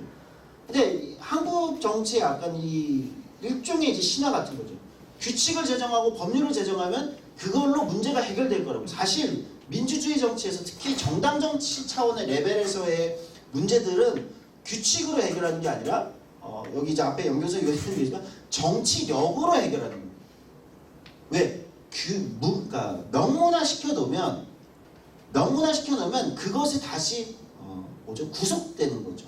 근데 정치에서 일어나는 상황은 너무나 다이나믹하고 다양하게 일어나잖아요. 그러니까 유연해지지 못하는 거예요. 규칙을 명문화하면 할수록 그런 거죠. 이런 것처럼 사실 이 사람들의 얘기는 미국 민주주의를 지금까지 유지시켜왔던 이것도 저 불문율, 선을 서로 넘지 않는. 근데 언제부턴가 이 사람들의 얘기는 서로가 선을 넘기 시작했다는 겁니다. 서로가 건드리면 안 되는 문제들을 건드리기 시작했고 선을 넘기 시작했다는 거죠. 특히 이 사람들이 많이 주목하는 건 정당 내부입니다. 뭐 우리 정의당도 한번 들어봐야 되는 얘기인데 이 학자들이 얘기하는 건 정당 내부의 정당 리더들이 어느 순간부터 무책임한 결정을 하기 시작했다. 조금 더 극단적으로 말씀드려 볼게요. 뭐 녹화가 되고 있긴 하지만 어쨌든 예를 들면 이렇게 합니다. 정당 지도부가 당원들에 굴복했다. 그래서 미국 민주주의가 나빠졌다. 이렇게까지 얘기합니다. 그러니까 당원들의 의사는 뭐 집단적으로 모여서 당원들의 의사로 결정되는 것이 정당은 맞다. 그런데 아까 얘기했듯이 우리가 정당 내부 민주주의라는 것도 어느 순간이 되면 우리가 정의당도 그렇잖아요. 진보정당도 특히 이제 당원들이 직접 다 1인 1표로 찍고 뭐 투표하고 결정하고 이런 거에 되게 익숙하지 않습니까? 그런데 이게 장점이 있어요. 이게 분명한 장점이죠. 아까 민주주의의 장점을 얘기할 때처럼. 근데 제가 민주주의라는 체제가 모두가 1인 1표를 가지고 하다 보니까 그것이 가지는 또 내재된 위험성이 있다고 말씀드렸죠. 그게 포퓰리즘이나 예를 들면 이런 걸로 쉽게 휩쓸리는 위험성이 있단 말이에요. 그건 민주주의라는 시스템. 1인 1표로 모두가 정치적 평등 원리에 기초해서 참여하고 결정하는 정치 체제가 갖고 있는 그냥 뭐랄까요? 그냥 태생적인 그 약점이라는 거죠. 태생적인 약점. 그럼 그 태생적인 약점, 민주주의라는 시스템의 태생적인 약점은 누가 커버해 왔냐? 이거를 정당 차원에서는 정당 리더, 국가 차원에서는 정치 리더들이 이 약점을 커버하는 겁니다. 이거를 정치인의 소명의식, 책임윤리라고 하는 겁니다. 베버가 얘기하는. 그러니까 그렇잖아요. 사람들의 다수결만 물어서 결정할 거면 정치인이 필요가 없죠. 그렇지 않나요? 생각해보면 극단적으로 다수결 물어서 여론조사 몰리면 끝나는 거예요. 그렇죠? 근데 그렇게 결정하지 않고 우리가 정치인을 뽑잖아요. 정당의 대표도 뽑잖아요. 그 얘기 무슨 얘기냐? 아까 얘기했죠. 우리가 불완전한 존재에서 민주주의는 이런 약점이 있는 체제니까 이게 어느 선을 넘거나 위험하게 갈 이것을 당신은 아주 예민하게 포착하면서 책임있게 이것을 때로는 커버하고 커트하고 결단하라고 리더를 뽑는 거죠. 그냥 당원의 의사를 물어서 의사대로 결정할 거면 정당은 대표를 뽑을 이유가 없고 우리 시민들은 정치인을 국회의원을 뽑을 이유가 없습니다. 여론조사 기관이 돌리면 돼요. AI가 더 잘할 거예요. AI가 정치를 그러면 그냥 하면 되는 겁니다. 정당의 존재 이유가 없어지고 아까 이제 이게 제가 아까 서두에서 얘기했던 음모론이 판치고 모두가 자기가 실체적 진실을 갖고 있다고 착각하게 만드는 순간 정당의 역할이 없어지고 정당이 약화되는 맥락이랑 비슷한 겁니다. 돌아오면 그러니까 이 사람들의 얘기는 언제부턴가 미국 정당들 민주당 이거를 이제 처음 시작은 민주당에서 시작했다고 얘기해요. 이 사람들은 뭐 그 전에는 뭐 공화당도 했던 건데 가장 큰 그러니까 대통령 선거만 두고 보면 이 사람들은 미국에서는 68년 미국 민주당 전당대회 사건 이후에 미국 민주당이 자체 룰을 바꾸기 시작하거든요. 뭐냐면 당원들의 더 적극적인 참여를 독려한다. 그리고 당원만이 아니라 밖에 있는 시민들의 참여를 독려한다. 이러면서 이제 대통령 후보를 뽑는 거를 우리식으로 얘기하면 뭘까요? 한국식으로 얘기하면 뭐 개방형 국민 경선제 이러면 이렇게 당원이 아닌 사람들도 이제 들어와서 하게 되고 미국도 이제 코커스가 있고 프라이머리가 있듯이 그런 식의 제도를 좀 더 확장해서 그러니까 그전에는 정당 리더들이 좀 더 중심이 돼서 뽑았는데 이걸 확장시키는 방식으로 1968년도에 미국 전당대회에서 민주당 전당대회에서 이제 사단이 난 이후에 이제 너무 비난을 많이 받아서 그 시스템을 처음으로 도입하기 시작합니다. 그게 이제 70년대 중반까지 가면은 이 사람들의 분석은 뭐냐면 민주당이 근데 선거에서 못 이기는 거예요. 대통령 선거에서 못 이깁니다. 미국 민주당이. 뭐냐면 이상하다. 더 많은 시민들의 참여를 우리 당으로 불러왔다고 생각했는데 정작 이렇게 얘기하죠. 미국 민주당 내에서 이제는 포퓰리스트들이 마구마구 등장하기 시작한다는 거예요.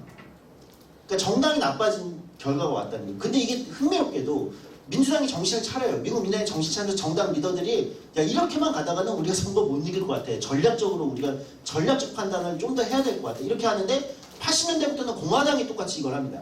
공화당이 한번 선거했었잖아요. 70년대 말에 80년대부터는 공화당이 똑같이 이제 외부의 이런 사람들을 계속해서 동원하기 시작합니다. 그러면서 공화당 대통령 후보 경선 과정에서 포퓰리스트들이 등장하기 시작한다는 거예요. 계속해서. 근데 표를 점점 많이 얻습니다. 근데 이게 이제 마지막까지 가면서 민주당은 한번 커트를 했는데 공화당은 커트를 못했다는 거예요, 제도적으로. 그래서 미국 공화당에서 결국은 마지막에 트럼프까지 등장하는 거죠. 트럼프는 거의 완벽한 포퓰리스트죠. 근데 미국 공화당, 200년 역사가 있는 미국 공화당이 이 한 명의 포퓰리스트한테 완전히 무너지는 거예요. 공화당 주류, 뭐 공화당 비주류 모두가 달려들어서 심지어 티파티까지 달려들어서 트럼프를 막아보려고 했지만 안 되는 거죠. 그러니까 그만큼 미국 공화당 내부가 사실은 정당의 어떤 리더들의 책임성과 책임 있는 결정을 하는 구조가 무너진 상황에서 트럼프가 그냥 공화당을 먹어버렸다. 이렇게 분석하는 거거든요.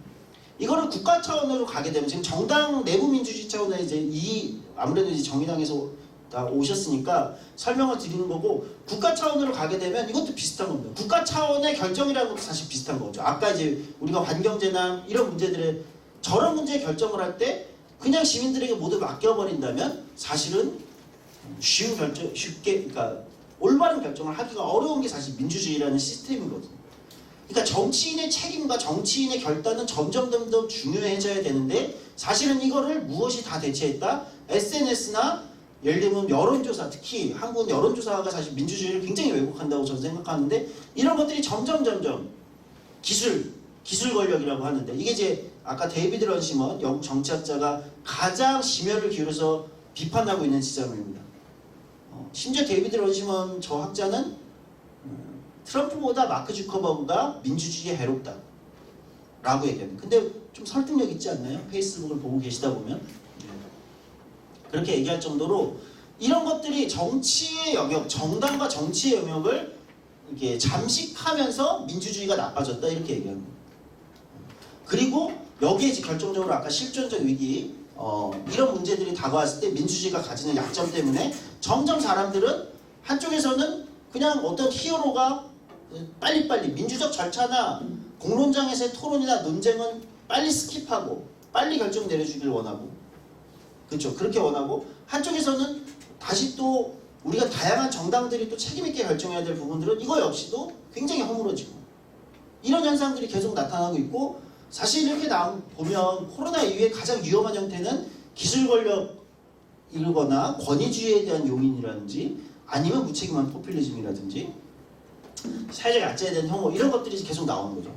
질병관리본부에 대해서 어떻게 생각하십니까? 우리는 이제 김 K방역의 성과로 질병관리본부를 극찬하고 있습니다. 근데 우리가 메르스법이라고 얘기하는, 박근혜 정부 때 박근혜 정부가 메르스에 대응을 잘 못했다, 이게 주로 우리 야당이나 진보 진영의 비판이었으니까 그렇게 하면서 메르스법이 왔는데, 메르스법이 정말 뭐 대응을 하는데 굉장히 효과적이었다고 해요, 이번에. 그게 있었기 때문에. 근데 사실 이런 논쟁을 해볼 수 있어요. 전 세계에서 어떤 기관도, 사실 전 세계에서 어떤 기관도 지금 한국의 질병관리본부만큼 한 개인과 어떤 집단에 대한 정보를 완벽하게 다 강제적으로 요청하고 강제로 가질 수 있는 기관은 아마 없을 겁니다. 미국의 CIA도 그 정도의 정보를, 한 개인의 모든 정보를 다 가지기가 어려울 거예요. 건강보험공단에 있는 정보를 보통 이렇게 얘기해요. 연구자들이나, 저는 이제 노동 쪽을 많이 하는 사람으로서 건강보험공단 자료만 있으면 한 개인의 모든 신상을 털 수 있다. 재산, 의료기록까지 모든 걸 다 털 수 있잖아요. 근데 한국이 워낙 행정 시스템이 촘촘해서 같이 생기는 문제이기도 하지만, 지금 질병관리본부가 그 권한, 그 정보를 모두 요청해서, 강제로 요청해서 가질 수 있는 이 권한이 있기 때문에, 이거는 사실 보통 SF 영화 같은 데 많이 상정되는 설정이거든요. 모든 정보를 독점한 어떤 기관이, 지금 한국의 질병관리본부가 그렇다는 말씀을 드리는 게 아닙니다. 근데 코로나 이후에 그런 기관으로 언제든 돌변할 위험성은 없다라고, 우리나라가 꼭 그렇다는 게 아니라 그런 기관들이 탄생했을 때 정말 우리가 SF 영화 같은 데서 보던 그런 문제들이 일어날 수 없다고 볼 수 없거든요. 근데 이번에 결과는 뭐죠? 대통령까지 나와서 질병관리청으로 승격하고 권한과 조직을 더 강화하는 방식으로 했죠. 이것에 대해서 이게 그렇게 할 수 있어요. 그리고 그것이 향후 대규모 전 세계적인 팬데믹, 대규모 감염병들이 더 횡행할 가능성이 있는 지금의 효과적인 결과일 수 있어요. 동의할 수 있어요, 저도. 그렇잖아요. 근데 제가 아까 말씀드렸듯이 과정이 더 중요하거든요. 그 과정이 그러면, 그런데 그 혹여나 질병관리청까지 만든다는, 승격된다는데 그 조직이 위험할 가능성은 없는가? 시민의 기본권과 인권과 그 정보들이 혹시 다른 데 이용될 가능성은 없는가? 이것이 혹시 우리 기본권이랑 어떤 연관이 있는가라는 공론장에서의 토론과 논쟁과 문제제기 과정과 이걸 거치고 나온 결과냐는 거죠. 왜 코로나, 솔직히 이렇게 비판할 수도 있어요. 왜 코로나 중간에 질병관리청 성격을 굳이 발표했어야 됐을까? 더 토론하고 논쟁하고 숙고한 다음에 똑같은 결과도 할 수도 있는 거잖아요. 그렇죠? 지금 질병관리청으로 승격했다고 해서 지금 당장의 효과를 보는 건 아니지 않습니까?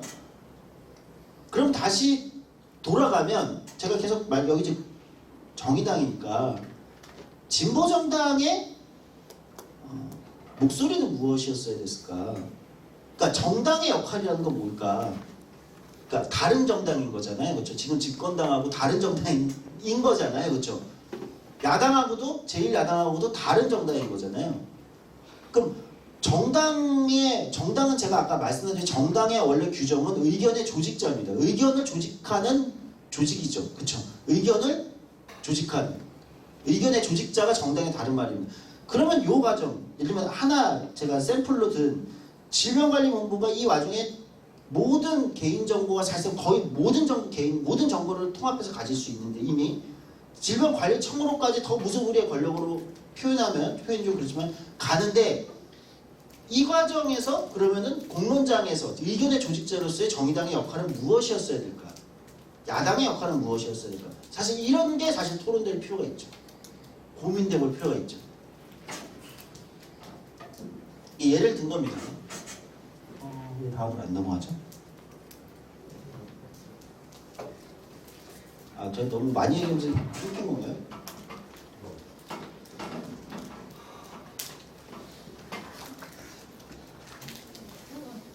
이게 안 움직이고요.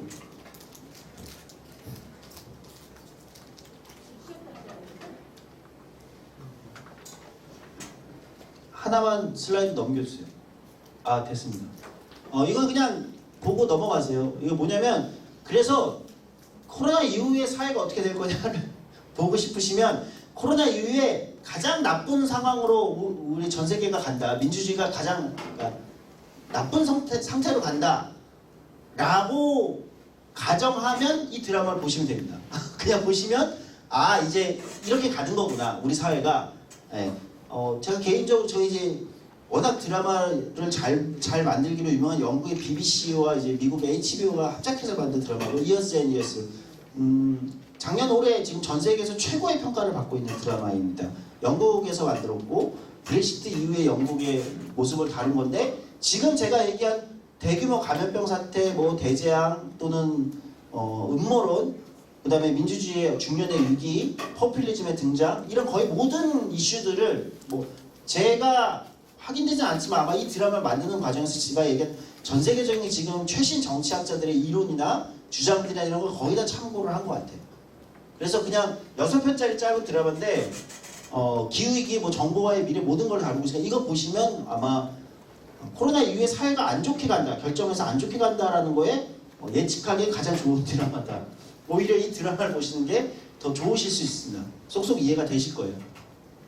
그러니까 아까 이런 거죠. 포퓰리즘에 등장할 때 지금 저 사진에 있는 여성은 그러니까 가정한 제가 스포일러를 다 드리면은 혹시 보실 분은 재미가 없으실 수 있으니까 처음에 어떻게 등장하냐면 포퓰리스트 정치 저 여성 정치인이 어떻게 등장하냐면 TV 토론에서 영국의 TV 토론에서 주요 리더들이 나와서 토론하는데 팔레스타인 문제를 토론을 합니다. 이스라엘과 팔레스타인 문제를 토론하는데 저 여성이 공개 방송의 TV 토론에서 이렇게 얘기합니다. 그러니까 쌍욕을 하면서 X 나 그거 모두 관심 없어. 그냥 내 집 앞에 쓰레기나 잘 치워줬으면 좋겠어. 그게 어쨌다는 거야. 팔레스타인에서 몇십 명이 죽고 나 X도 관심 없어. 그러니까 이게 무슨 얘기냐? 그러니까 사람들이 깜짝 놀래요. TV 토론 공개 방송에서. 근데 무슨 얘기냐? 누가 한번 정치 리더나 이런 사람이 저 말을 딱 던지는 순간 사람들의 마음에 불이 붙거든요. 사실 그렇지. 어쩌라고. 팔레스타인에서 몇 명이 죽던. 그러니까 많은 사람들이 사실 속으로 그런 생각이 있어요. 근데 그걸 꺼내는 순간, 포퓰리즘이라는 건 그걸 꺼내는 순간 즉 선을 넘는 거거든요. 그럼 사람들도 또 따라서 선을 넘습니다. 사람들도 따라서 선을 넘어요. 나 사실 나도 저렇게 생각했어. 너도 솔직히 저렇게 생각하잖아. 속으로 그런 거 생각 한 번쯤은 해봤잖아. 틀린 말은 아니죠. 속으로 한 번쯤은 생각해 봤거든요. 그런 생각이 속으로 한 번쯤은 지나가거든요. 우리도. 아무리 윤리적이고 아무리 피시한 사람들이어도 그런 게 지나가거든요. 그런 걸 건드리는 거예요. 그게 사실은 나쁜 정치로 가는 거고, 그런 걸 건드리는 것이 음모론이고, 그런 걸 건드리는 게 포퓰리즘의 작동 방식이거든요. 그러니까 아까 얘기했듯이 책임 있는 정치나 리더나 정당은 그런 것들을, 우리 인간의 악한 어둠이 늘 모두에게 있기 때문에 그걸 건드리지 않게 컨트롤하는 역할을 해야 하는데, 어느 순간 정당들도 정치인들도 그런 것에 몸을 담기 시작하는 순간 그건 진보나 보수나 상관이 없습니다. 진보나 보수나 상관이 없어요. 거기에 몸을 담기 시작하는 순간 문제가 되는 거죠. 하여튼 그런 것들을 굉장히 잘 다루고 있습니다. 노동으로 갈게요. 전통적으로 한국은 노동시장 이중구조 이렇게 얘기합니다. 그리고 여러분한테 익숙한 문제는 정규직과 비정규직 문제라고 얘기해요. 근데 한국의 노동시장은 정규직과 비정규직 간의 격차, 이거 크지만 사실 이거보다 더 큰 건 대기업과 중소기업 간의 격차입니다. 이게 무슨 얘기냐? 중소기업에 다니는 정규직은 대기업의 비정규직보다 아래에 있습니다. 전체 소득분이나 평균을 내면. 물론 여기에 또 하나 효과가 있어요. 사실 노조 효과가 있습니다. 무슨 얘기냐? 대기업, 정규직, 그리고 노조가 있는 곳이면 제일 상층에 있습니다. 대부분 노동시장에서. 근데 중소기업, 정규직, 노조가 있으면 또 상층에 있어요. 노조 효과가 또 있어요. 근데 문제는 뭐냐면 한국의 노동조합 조직률이 지금 뭐 많이 올라서 12%, 13% 수준인데, 노조가 없고 중소기업의 정규직이다 이러면 노조가 있는 곳에, 예를 들면 대기업 비정규직 노조가 있는 곳, 여기보다도 아슬아슬하게 비슷합니다. 그러니까 노조 효과가 생각보다 한국에서 있어요. 이거는 장점이기도 합니다. 노동조합이 가지는 장점이기도 하지만 역설적으로 한국의 노동조합 조직률이 대기업 공공부문을 중심으로 되어 있기 때문에, 그렇죠? 대기업 공공부문 중심으로 되어 있기 때문에 나머지들한테 파급 효과가 없는, 그러니까 한국의 노동운동이 실제로 아무리 열심히 해도 전체 시민의 나머지 사람들한테 별로 파급 효과를 가지지 못하는 딜레마를 사실 갖고 있는 거거든요. 근데 어쨌든 우리가 이해하는 건 한국의 노동시장 이중구조는 비정규직과 정규직의 격차, 대기업과 중소기업 간에 다니는 노동자의 격차. 실제 분석을 해보면 비정규직과 정규직의 격차보다 대기업에 다니느냐 중소기업에 다니냐에 따른 격차가 조금 더 크게 나온다고 합니다. 이게 좀 충격적인데, 그런데 우리는 이제 코로나 이후의 노동을 얘기할 거니까, 근데 지금 코로나 사태 때 굉장히 크게 드러난 건 뭐냐, 그거 말고 다른 격차가 새롭게 드러난 거죠. 무슨 얘기냐? 사회안전망 안에 있는 노동자와 아닌 노동자의 격차가 드러납니다. 비정규직, 우리는 비정규직은 나쁘다, 비정규직이 제일 열악하다라고 머릿속에 있어요. 근데 그렇지 않아요. 비정규직도 어떤 비정규직이냐에 따라서 다른 거거든요. 특히 우리 진보는 비정규직을 그냥 퉁 쳐서 정규직 아닌 건 다 비정규직 이렇게 얘기했죠. 근데 비정규직 안에도 1차 하청이 다르고 2차 하청이 다르고, 같은 비정규직이라고 진보가 얘기하는 특수고용직의 형태가 다르고 프리랜서가 다릅니다. 초단 시간이 다르고요. 다 사실은 달랐어요. 근데 지금까지는 우리는 그냥 비정규직이 문제다 이 얘기를 하니까 그냥 이 안의 차이는 드러내지 않고 다 통으로 비정규직이 문제다라고 얘기해왔습니다. 그러니 정규직화가 답이다라고 얘기가 됐겠죠. 비정규직이 문제면 정규직 하는 게 답이니까. 그런데 코로나가 민낯을 드러내 보였다고 저는 생각합니다. 노동의 민낯. 무슨 얘기냐? 비정규직도 다 다르네. 근로기준법상 비정규직, 즉 2년 계약직이면 근로기준법에 있는 또는 나머지 고용보험법에 고용보험에도 가입을 할 수 있고, 그렇죠? 4대 보험 다 가입할 수 있고, 휴업수당도 받을 수 있고. 근데 휴업수당을 받지 못하는 노동자, 프리랜서, 특수고용직은 휴업수당이라는 개념 자체도 없죠. 그렇죠? 지금 코로나 사태에서는 가장 소득이 먼저 끊긴 데는 프리랜서나 특수고용직인데, 솔직히 공장에 다니는 노동자들의, 일반 우리가 어느 정도 중견 이상 공장에 다니는 노동자들의 실질적인 피해가 있나요? 실질적인 피해가 있나요? 사실 실질적인 피해를 그닥 체감하지 못합니다. 진짜 피해는 저쪽에서 일어나고 있는 거거든요.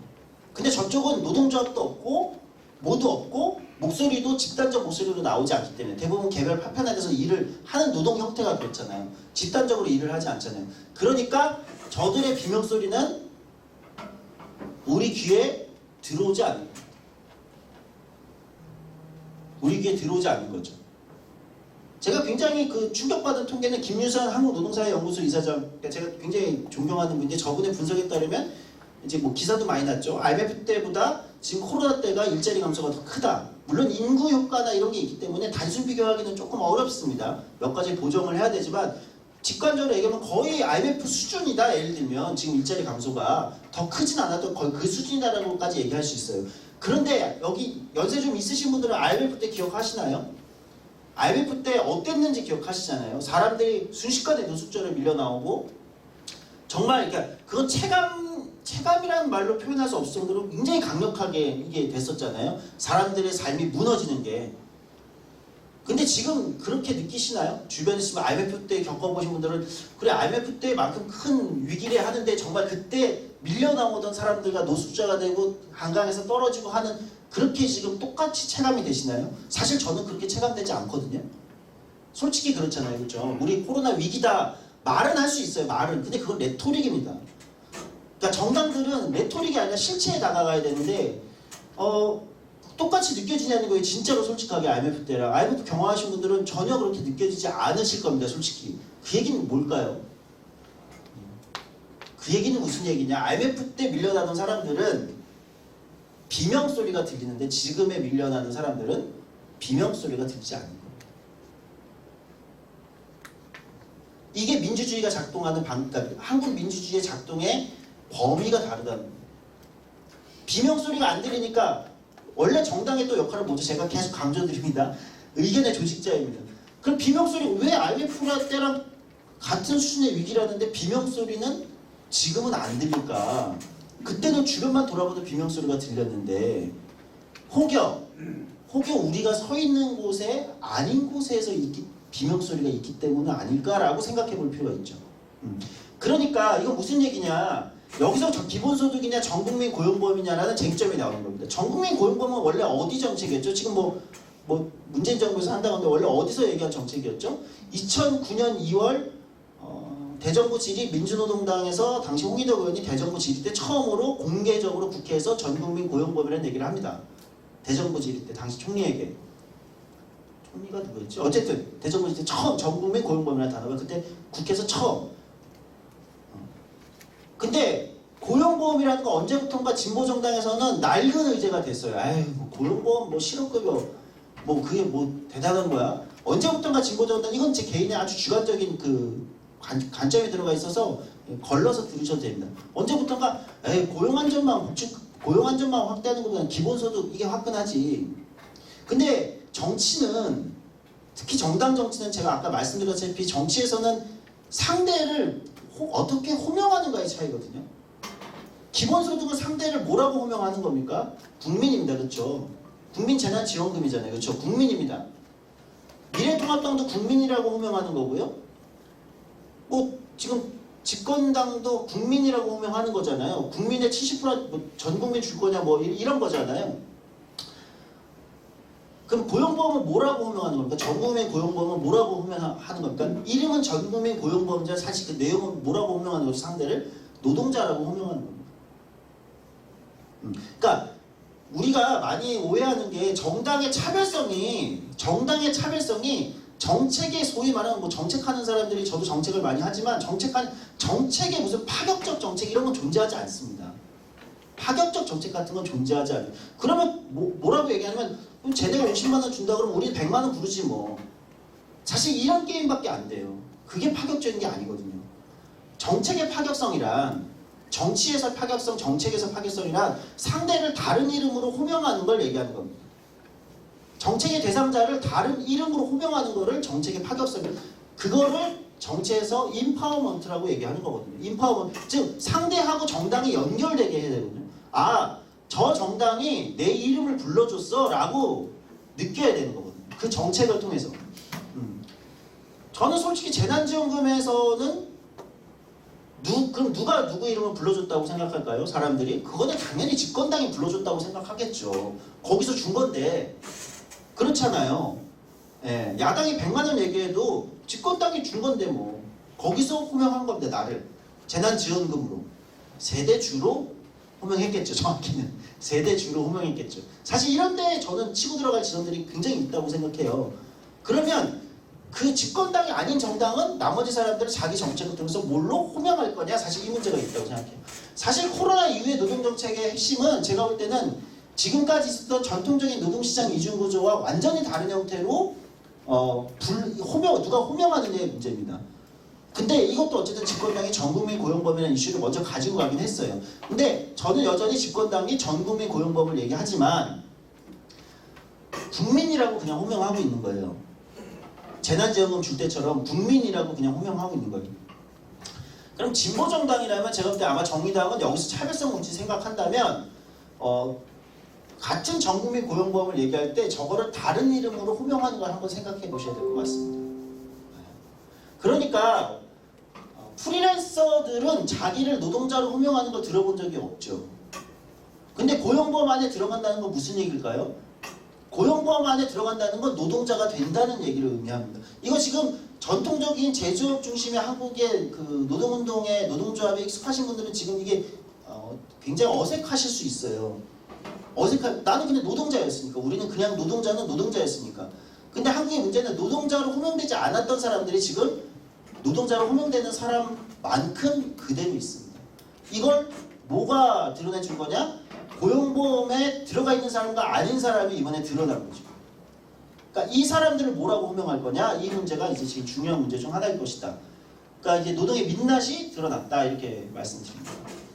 그래서 이제 시간이 뭐 제가 앞에 얘기를 너무 많이 하느라고 질의응답도 있을 것 같으니까, 결정된 결과보다 중요한 거는 민주주의에서는 결정 과정에 거쳐야 될 공론장에서의 토론과 논쟁인데, 이 공론장에서의 토론과 논쟁을 하는 거를 하기 위해서 만들어진 현대 민주주의의 결사체가 바로 정당이라고 하는 것이다.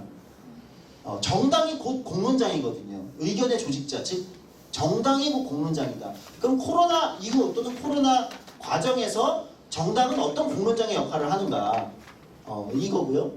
새로운 것이 늘 진보는 아닙니다. 이거 이제 한국 진보의 약간 또 이게 뭐랄까요, 이제 아킬레스건인데, 늘 새로운 걸 찾는데, 사실 지금 쓰고 계신 마스크는 새로운 건가요? 마스크가 새로운, 지금 우리가 이미 이제 기사들로 다 봤잖아요. 최첨단 산업으로 다 제조업이나 이런 간헐수공업마저 다 이전한 이런 나라지만 마스크를 생산하는 공장이 없다는 거 아닙니까? 업체 자체가 없다는 거잖아요.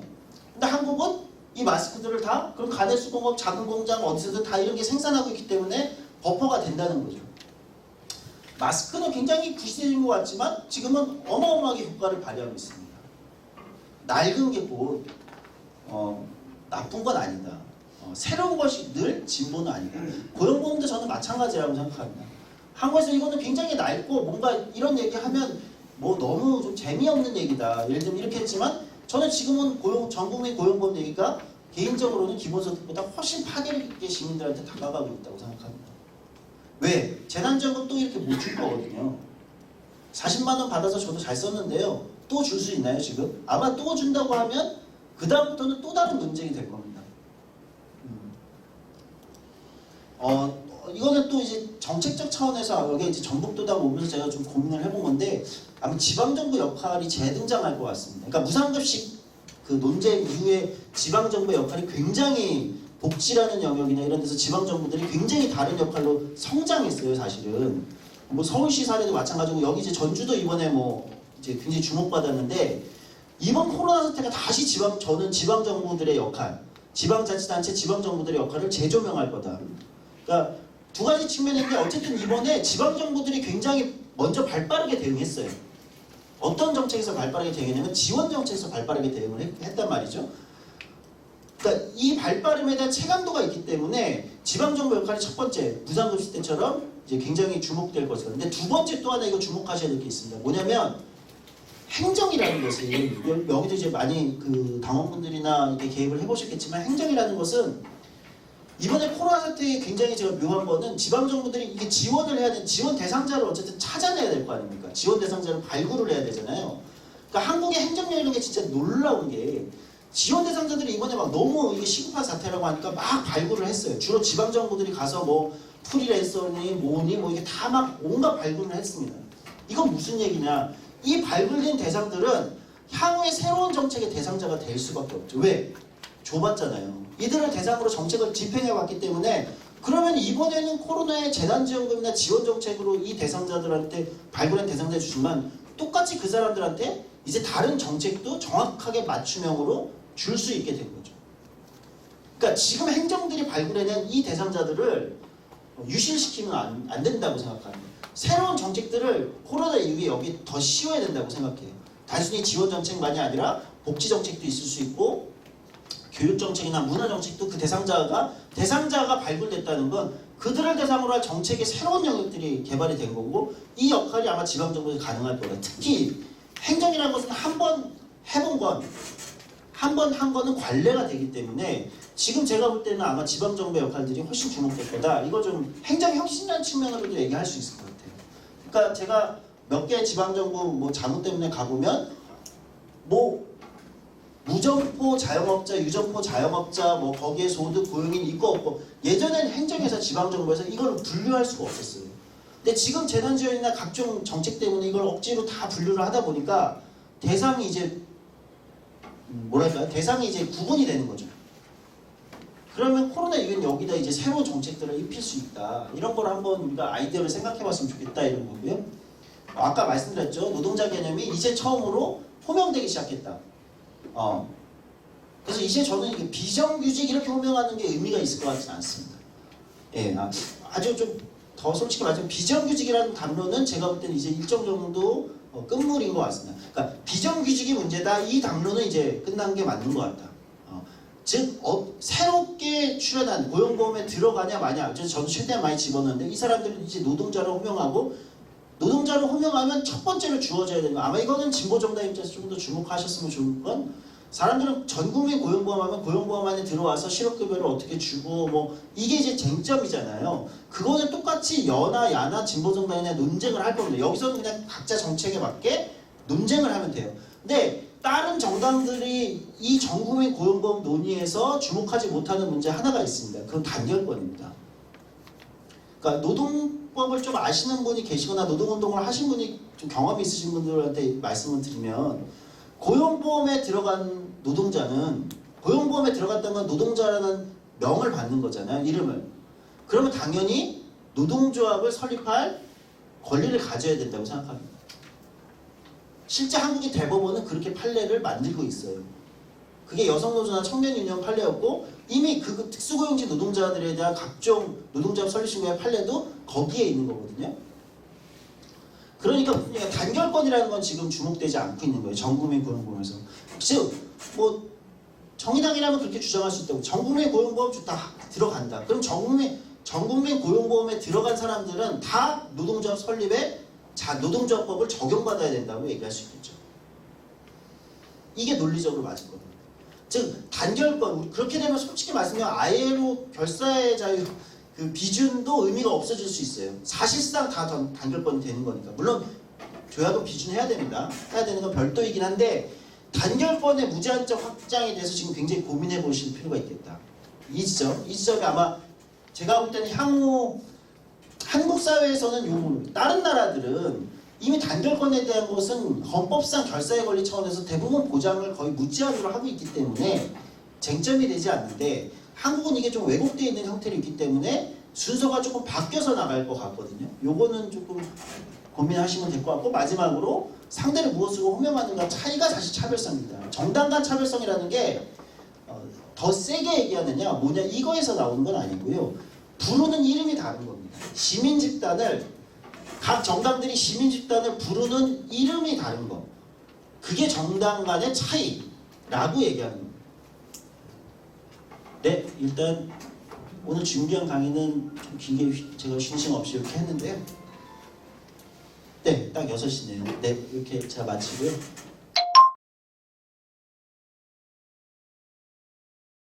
맞네요. 그러니까 제가 이제 진보라고 해명을 드리면 진보라고 얘기하는 건 지금 요즘에 뭐 통틀어서 이렇게 자꾸 얘기하니까 근데 이제 정의당 입장에서는 그쵸 다르죠. 그렇게 얘기하지 않았으니까 그런 측면은 확실히 뭐 지적하신 게 맞고요. 뭐 정의당 쪽에 있는 진보가 뭐 그걸 주장했던 건 아니니까.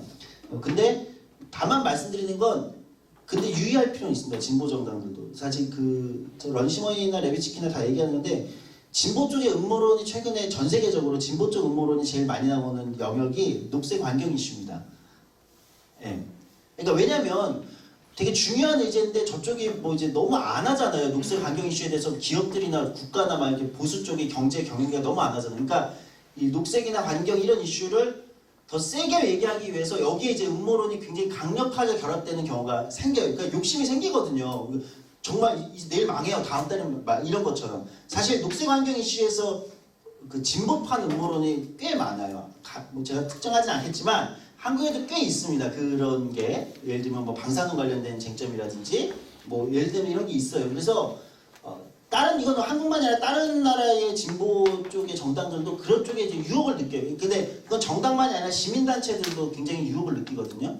그 이슈를 크게 만들기 위해서 아무래도 이제 더 과하고 또 센 얘기를 섞어야 되니까 이슈를 만들기 위해서. 근데 그게 한 번 넘어갔을 때 저쪽도 이제 넘어오게 되고 그러면서 이제 막 혼란의 이제 카오스가 되는데 그런 측면이 조금 더 우리가 주목해야 될 거고 아까 얘기한 이제 선거 관련된 건 지적하신 게 맞고 그 다음에 민주주의가 그러니까 제가 말씀드린 민주주의라는 체제의 그냥 상존하는 약점 그러니까 완전 무결한 굉장히 무슨 퍼펙트한 체제가 아니다라는 이해가 필요한데 맞습니다. 파시즘이라는 게 그냥 민주주의 자체에서 포퓰리즘 그대로 나오는 건 아니고요. 말씀하신 대로 때로는 민족주의 또는 어떤 특정 집단에 대한 배타적 어떤 혐오나 예를 들면 이런 거하고 보통 인종주의랑 결합되기도 하고 그거는 뭐 저도 뭐 거의 100% 그런 식으로 결합돼서 나오는데 다만 최근에 학자들이 지적하는 거나 최근의 고민은 그러니까 전통적으로 민족주의 뭐 이런 거랑 우리가 이제 익숙하잖아요. 파시즘이 그거랑 결합하는 건.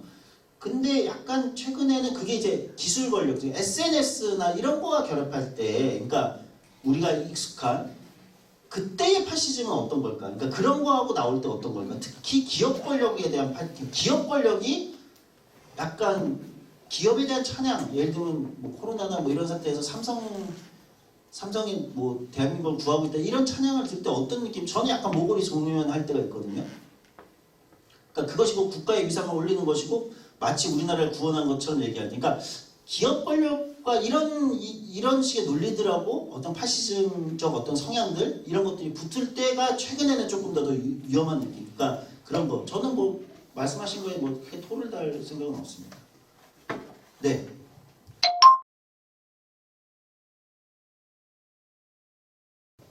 네, 뭐 다월님이 알고 계신 것 같은데 일단은 말씀하신 거에 뭐 저도 공감하고 그러니까 이게 이제 특히 지금은 중앙정부에서 내려오는 정책들 아까 그 50만 원씩 3개월 그것도 원래 고용노동부 해가지고 50만 원씩 3개월 이렇게 150 이렇게 아마 해서 지방정부에 밑으로 시달한 형태일 거예요. 제가 아주 디테일을 다 알지 못하지만 아마 제 기억은 그렇거든요.